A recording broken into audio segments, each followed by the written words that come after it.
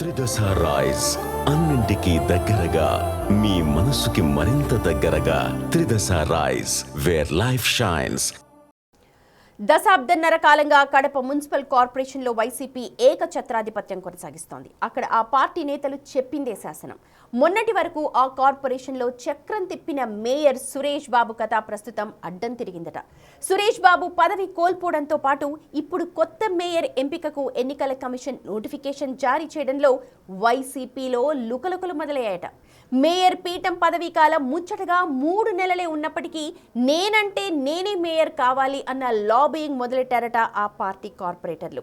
Mayor ఎన్నిక జరుగుతుందో లేదో స్పష్టత లేకపోయినా పదవి కోసం ఇంత పోటీ ఉందా అని పార్టీ అధ్యక్షుడు జగనే నోరెళ్లబెడుతున్నారట. ఇంతకీ వైసీపీ అధ్యక్షుడి సొంత ఇలాకాలో ఏం జరుగుతోంది?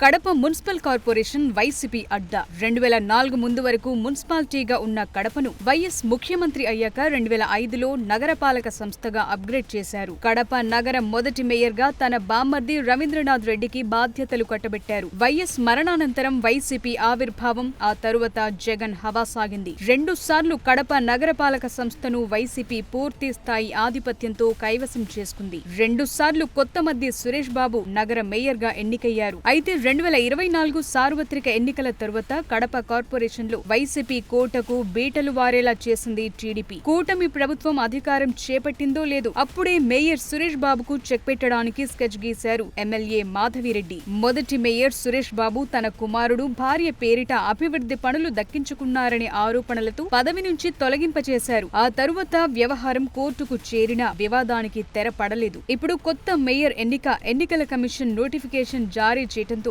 వైసీపీలో రాజకీయం మొదలైందట. మేయర్ సురేష్ బాబును అవినీతి ఆరోపణలతో తొలగించిన తరువాత డిప్యూటీ మేయర్ ముంతాజ్ బేగంకు తాత్కాలిక మేయర్గా బాధ్యతలు అప్పగించింది ప్రభుత్వం. అయితే మేయర్ స్థానం బీసీ సామాజిక వర్గానికి రిజర్వ్ కావడంతో మరోసారి కొత్త మేయర్ ఎన్నికకు నోటిఫికేషన్ జారీ చేసింది. మేయర్ పదవీ కాలం 5 నెలలే ఉన్నప్పటికీ వైసీపీ నుంచి ఫుల్ డిమాండ్ ఏర్పడిందట. 48వ డివిజన్ కు చెందిన పాకా సురేష్, 10వ డివిజన్ కార్పొరేటర్ మల్లికార్జున, మరో కార్పొరేటర్ బసవరాజుతో మరికొంతమంది కార్పొరేటర్లు తీవ్రంగా పోటీ పడుతున్నారట. కార్పొరేటర్లు 3 వర్గాలుగా విడిపోయి ఎంపీ అవినాష్ రెడ్డి, వైసీపీ జిల్లా అధ్యక్షుడు రవీంద్రనాథ్ రెడ్డి, మాజీ మేయర్ సురేష్ బాబులతో లాబియింగ్ మొదలుపెట్టారట. పోటీలో ఉన్న ఆశావహులు ఒకవైపు తీవ్రంగా ప్రయత్నాలు చేసుకుంటుంటే మాజీ మేయర్ సురేష్ బాబు మాత్రం తనను మేయర్ పదవి నుంచి తొలగించడంపై ఇప్పటికే హైకోర్టులో విచారణ నడుస్తోందని, ఈ సమయంలో కొత్త మేయర్ ఎంపిక చెల్లదనే వాదన వినిపిస్తున్నారు. వైసీపీ కార్పొరేటర్లు మాత్రం మేయర్ ఎంపికకు సిద్ధమవుతున్నారట. ఆ క్రమంలో మేయర్ ఎంపికపై అందరూ ఆసక్తిగా ఎదురు చూస్తున్నారు.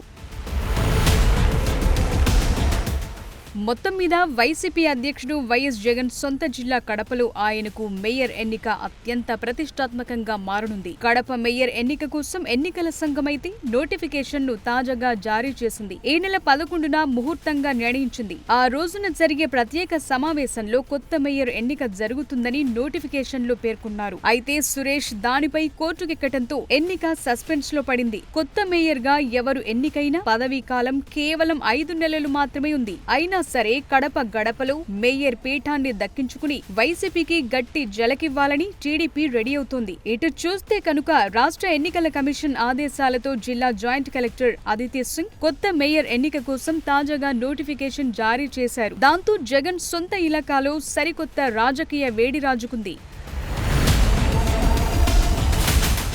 ఇక కడప కార్పొరేషన్లో బలాబలాలు చూస్తే కనుక మొత్తం 50 వార్డులకు గాను వైసీపీకి 48, టీడీపీకి 1, జనసేనకు 1 కార్పొరేటర్ ఉన్నారు. అయితే ఎన్నికల తరువాత ఏపీలో కూటమి ప్రభుత్వం అధికారంలోకి రావడంతో కొందరు కార్పొరేటర్లు కూటమిలో చేరిపోయారు. దీంతో బలాల్లో కొంత మార్పు వచ్చింది. సురేష్ బాబును దించేసి కూటమి తరపున టీడీపీ మేయర్ ని గెలిపించుకోవాలి అంటే 26 మంది సభ్యుల బలముండాలి. కడప కార్పొరేషన్ పరిధిలోని ఎమ్మెల్యేలు, ఎమ్మెల్సీలు, ఇతర ఎక్స్ అఫీషియల్ రేషియో మెంబర్స్ తో పాటు వైసీపీ నుంచి వచ్చే కార్పొరేటర్ల మీద కూటమి ధీమాగా కనిపిస్తోంది. ఎలాగైనా కడప మేయర్ పదవిని వైసీపీకి దక్కకుండా చేసి టీడీపీ గెలవాలని చూస్తోంది. ఇదిలా ఉంటే సురేష్ బాబుని మేయర్ గా తొలగించిన నేపథ్యంలో కడపలో అభివృద్ధి పనులకు ఆటంకం కలగకుండా కొత్త మేయర్ ఎన్నిక అనివార్యమని అంటున్నారు. ప్రస్తుతానికి చూస్తే సురేష్ బాబు స్థానంలో డిప్యూటీ మేయర్ ముంతాజ్ బేగం ను తాత్కాలిక మేయర్ గా నియమించారు. కానీ పూర్తికాలం మేయర్ ఉంటేనే కడప నగరం అభివృద్ధి చెందుతుందని ఈ ఎన్నికలు జరుపుతున్నారు.